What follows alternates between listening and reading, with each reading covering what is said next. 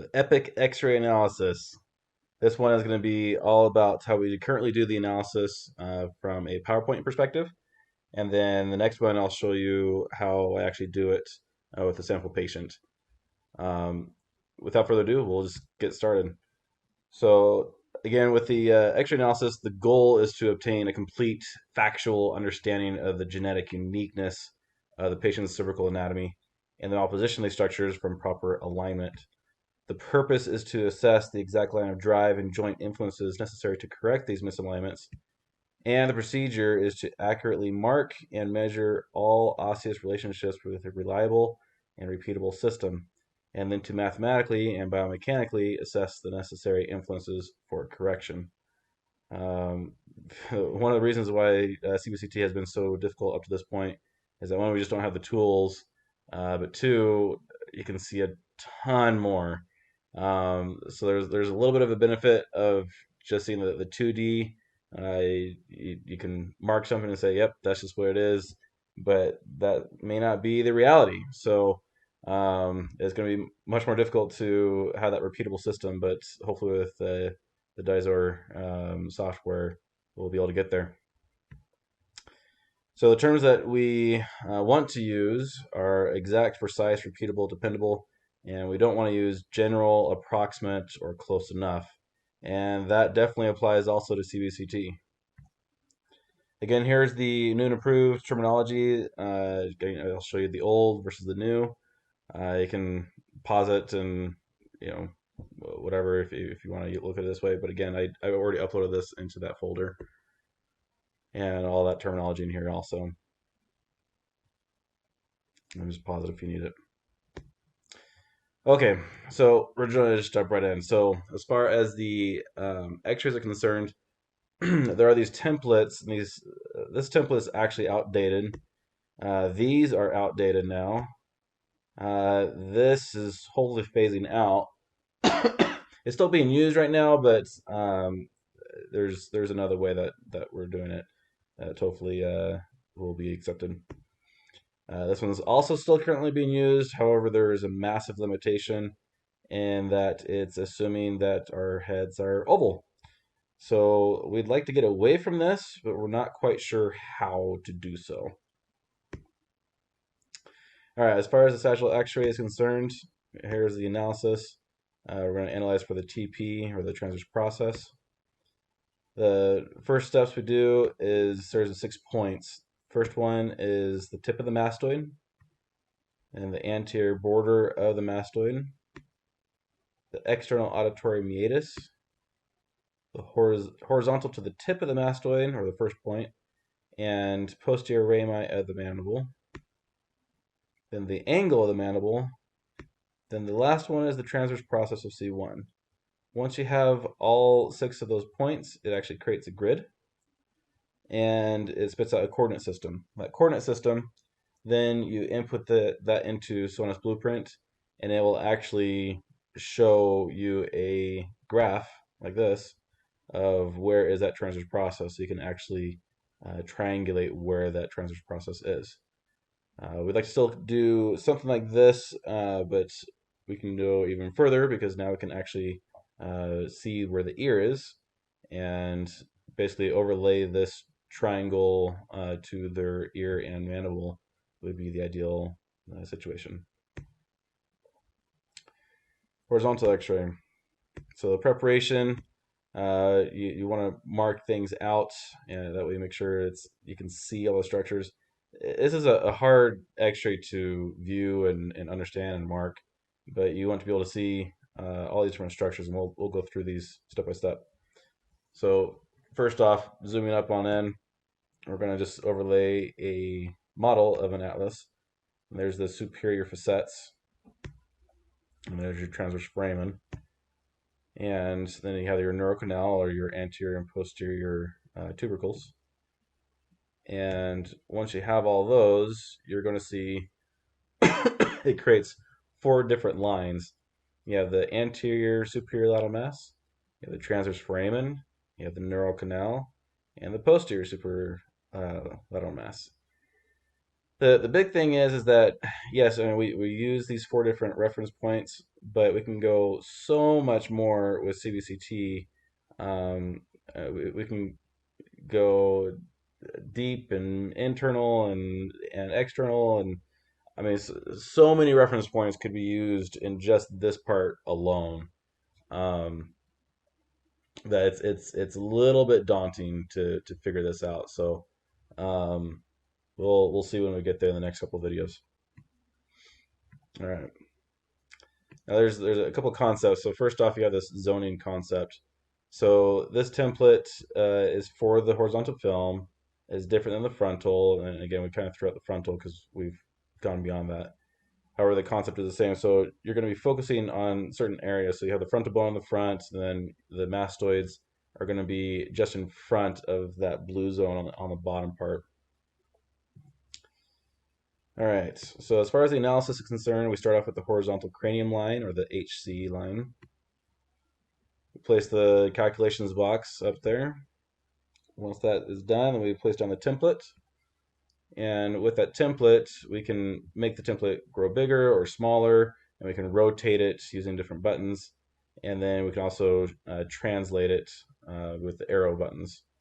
But what we're looking for is we're getting symmetry with the template. So these 2 points here are symmetrical, and this is symmetrical to that one, and this one is symmetrical to that one. So that's what we're looking for with this template. Again, a lot of times you'll see some weird aberrancy going on with like a flat skull on one side. So this isn't the best way, but is the way that we're currently using. And you press the question mark to set that line. The whole point of this is that they're trying to describe what is the weight-bearing center of the skull on the horizontal plane. So I'm going to go ahead and just read this real quick, just so that we have that understanding of why are we doing this in the first place. So first, generally align the frontal and occipital zones of the template, which best align to the outside of the skull. Refine the aligned zones of the oval by slowly rotating the template clockwise or counterclockwise until the space in the skull are equidistant in both the frontal and occipital zones on the template.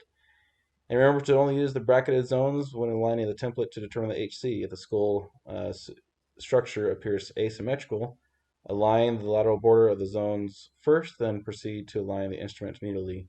Don't compromise the lateral alignment already established by the template. The big thing I wanted you to get out of this one is that it's used to describe the weight-bearing center of the skull on the horizontal plane. So this is crucial, but it's complicated because again, very rarely are these skulls symmetrical. So, do I believe that this is valuable? Yes. Um, are there other ways that we need to measure this? Yes, I believe so also. So I'll go into that in a different video. All right, then you have the HA. So with the HA, you're looking for this majority rules. Really, it comes down to your three things. You got your mean, median, and mode. So we're using the mode um, to determine which line are we going to use. So there's four different possible sites. You have the anterior superior lateral mass, the transverse foramen, the posterior superior lateral mass, and the neural canal, or 90 degrees to the anterior and posterior tubercles. It's very difficult to see these structures sometimes, and oftentimes it's very, very difficult. So you do your best, but when you are then collapsing them together, you can see which one you actually want to use, and that would be the mode, or uh, the majority of these lines collaborate together or are parallel, and you'd use one of those reference points. As far as the horizontal atlas to cranium angle, or the HAC, it's just the acute angle or obtuse angle, which gets a little confusing, um, between the HC line and the HA line. So the reason why up here in this calculations box you're seeing an RA/LP is because either the atlas has rotated anterior on the right or it's rotated posterior on the left. until we have the value from the frontal x-ray that's showing laterality, we don't know which one is which. Really, it's just gone counterclockwise in comparison to the skull, but we don't say counterclockwise. We either say RA for right anterior or LP for left posterior. And it's gone 1.52 degrees.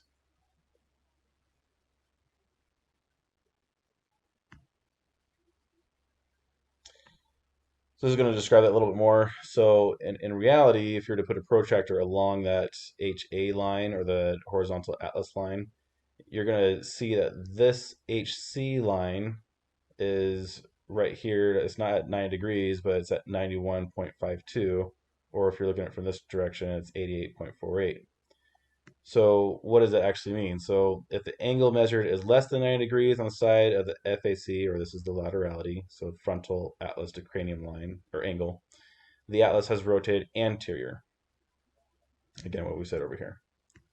However, if it's more than 90 degrees, the atlas has rotated posterior, or like we said over here. So once the FAC is determined, the values in the calculations box will automatically change. Right here, it will automatically go from either this, so with the left FAC, it will now show left posterior.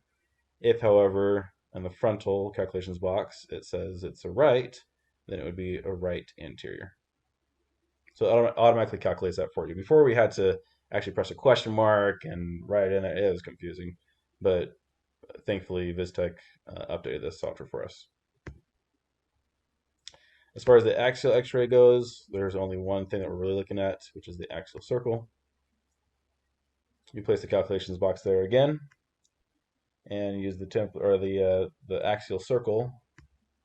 You place the 4 points on the superior portion of the axis, or C2, and the 2 dots are on the superior lateral edges. You can see right there and right there. And then you go 1/4 of an inch up, and you place 2 more dots. I know some come all the way up to the top or come to the little notch, or even kind of dig into the bone a little bit. We just go 1/4 inch because we said that's the weight bearing portion of the joint. And you want to be frosting on the cake or marbles on the table. Basically, you don't want to be inside the bone when you're marking these. And that's it. And it'll describe that circle, and the diameter of the circle is 5.6 inches. As far as the frontal, there's some concepts to go over. So first off, got that majority rules again. So genetics have to be considered when taking measurements on x-ray, and to accomplish this, we use that majority rules, and finding the most consistent plane line of the atlas is what we're trying to do. So we do this little exercise with the doctors to just kind of say, like, okay, which one would you choose, right? So there's all those lines that we use, and bring them together, and 3 of them work, the other one doesn't. Choose which one you want, bring it back up to where you first marked it. And we did that with a few of these other ones. Obviously, you can tell that there's one that's definitely aberrant, but there's actually another one that was aberrant. So you choose the one of the 2 that were together, put it back up there, and use that one. If there is a discrepancy between these, let's say 2 are going one way or 2 are going another way, we usually put more value on the lateral masses than the posterior arch, because again, the posterior arch is not weight bearing, so it's not as important as the lateral masses. Okay. All right, as far as the analysis goes, we're going to start with that frontal cranium line, or the FC line. When we do this, I'll go ahead and read this one real quick. The frontal cranium line is the term for a vertical line that is ascribed to the center of the parietal bones on the frontal x-ray, and is representative of the weight-bearing center of the skull. So again, they're very, very heavy on this weight-bearing center of the skull. The area 1 to 2 inches above these sutures has been determined to be the most reliable osseous structure for accurate analysis. This is the area used to align the frontal cranium template. So again, we don't use that template anymore. I'll show you the tool that we use now. But very simply, excuse me, we're going above the sutures right here, and we're going 1 or 2 inches above that, and then we're actually finding what is the slope of the parietal bone. And you take this slope minus that slope, and you're trying to figure out what's the middle of the two. So it really just divide by 2. So take this slope plus that slope, divide by 2, and that will get you right in the middle. So how's this done? We first mark the sutures and then place down the calculations. Once you have that, we put down this tool, which is that frontal cranium line tool, and you describe a box. You go from the top left down to the bottom right. It makes a box, and it's automatically finding that slope on both sides of the parietal bones. Once you do that, you bring it down to the sutures, and you can rotate that box to make sure it's on top of the sutures. And then you can increase and decrease the sensitivity using this plus and minus button. Then once you're done, you press the question mark and it will describe that line. Before you had this zoning process and it was very confusing. As far as the frontal atlas line, or the FA line, we're again doing that majority rules. So we're looking at the 4 possible sites, the superior lateral mass, and the junction between the lateral mass and the superior portion of the posterior arch, the junction between the lateral mass and the inferior portion of the posterior arch, and the inferior lateral mass. You do majority rules and choose the one that you want to use.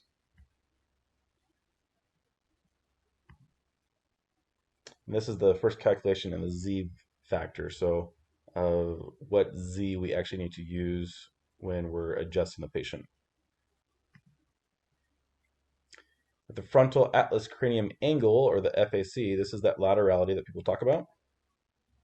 And in the frontal plane, the atlas does not rotate or slide side under the occipital condyles. It rotates around the condyles. This is a concept that we heard driven into an upper cervical. With that, the laterality of the atlas is dictated by the articular surfaces of the atlas and the occipital condyles. The superior facets of the atlas are biconcave, cup-shaped structures conforming to the convexity of the occipital condyles.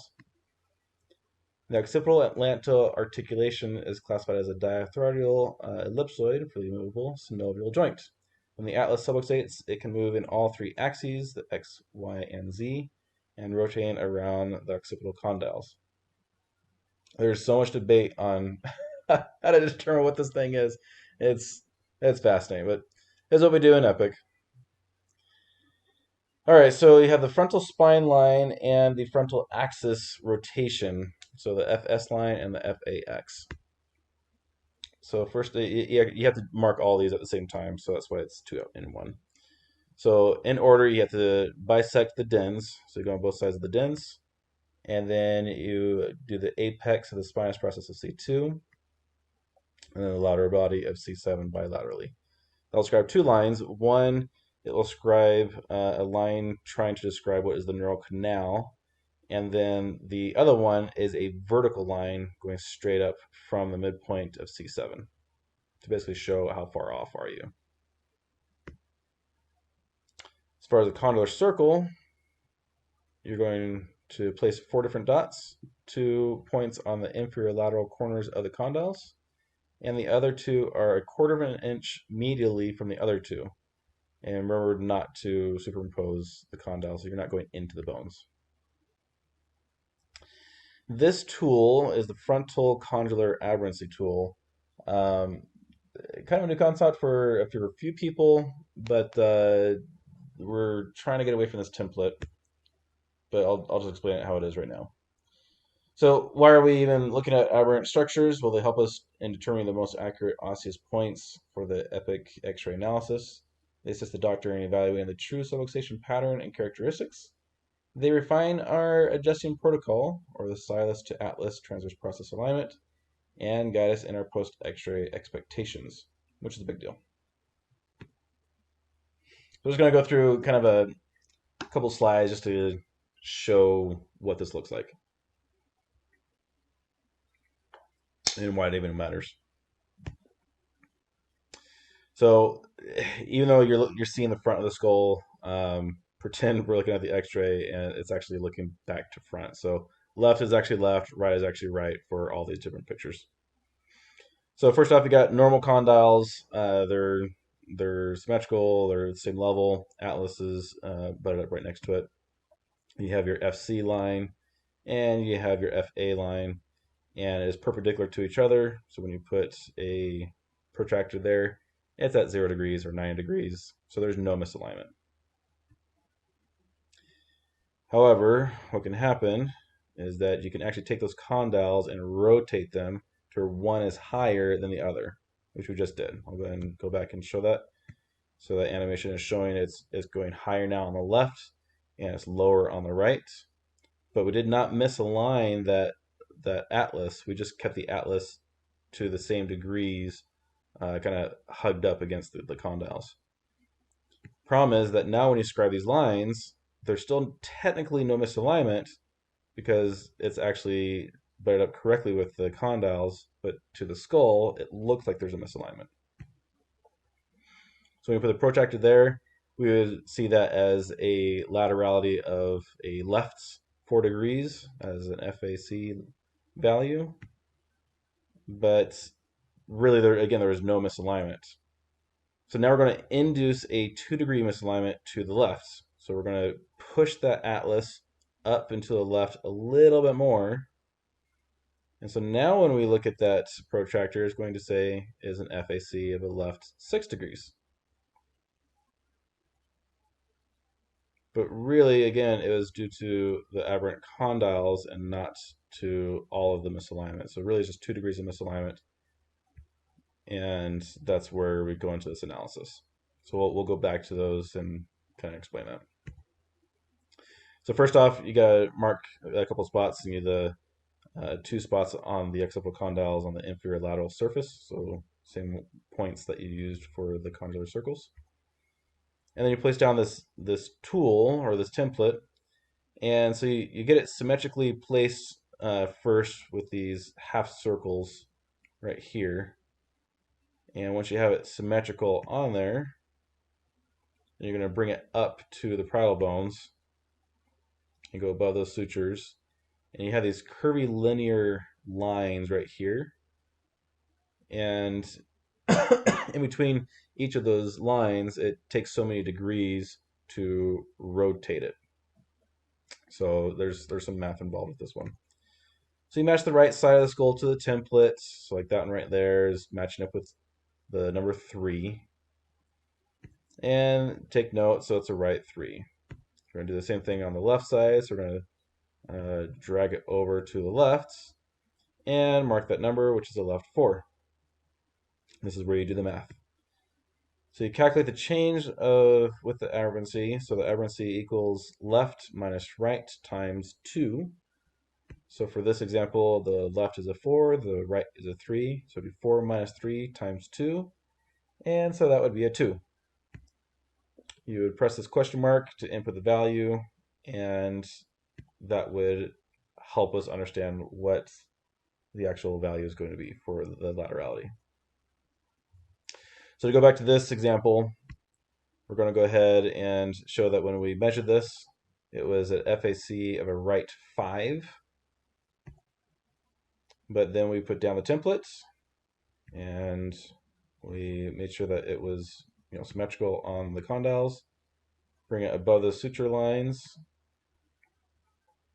and then we are going to measure side to side. So we're going to drag it over to the right side, and there's a 3. Drag it over to the left side, there's a 2. So bring those together. It's going to be 2 minus 3 times 2. That's a negative 2. So that frontal cranial aberrancy is going to drive this FC line essentially over to the left 2 degrees. When you do that, it changes the expectation of that laterality. So the C, or the correctable FAC, is a right 3 degrees. This is crucial for post-X-ray interpretation. You've got to be able to know, am I expecting 5 degrees to go down, or am I expecting 3 degrees to go down? That it also changes your vector when you're adjusting. All right, so just drive it in there just a little bit more because it's just kind of fun is what we do. So again, we're going to subluxate that atlas or misalign the atlas 3 degrees on the right. And now what we're going to do is we're going to move those condyles again. So watch the condyles as it rotates around. Rotate it high on the left, low on the right. We didn't move the atlas, we just moved the condyles. But now when we measure it, it is a FAC left 1 degree. Well, this is a conundrum then, because we've got to figure out how do we adjust this person. Do we adjust them on the right, or do we adjust them on the left? What do we do? Well, we put down our tool, and we figure out what's the aberrancy. We're going to bring it above, do the same thing.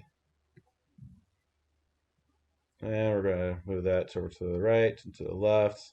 This is now a 2 and a 4 on both sides.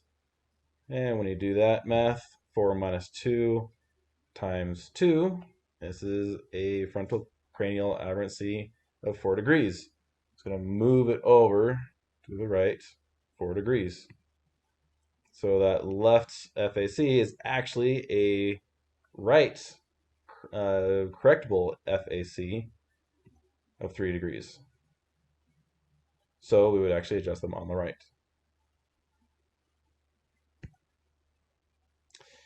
And that's your completed analysis from the frontal perspective. Okay, so that's how we would adjust everything from the PowerPoint perspective. I'm now going to go ahead and switch gears and actually show you an analysis that we currently do.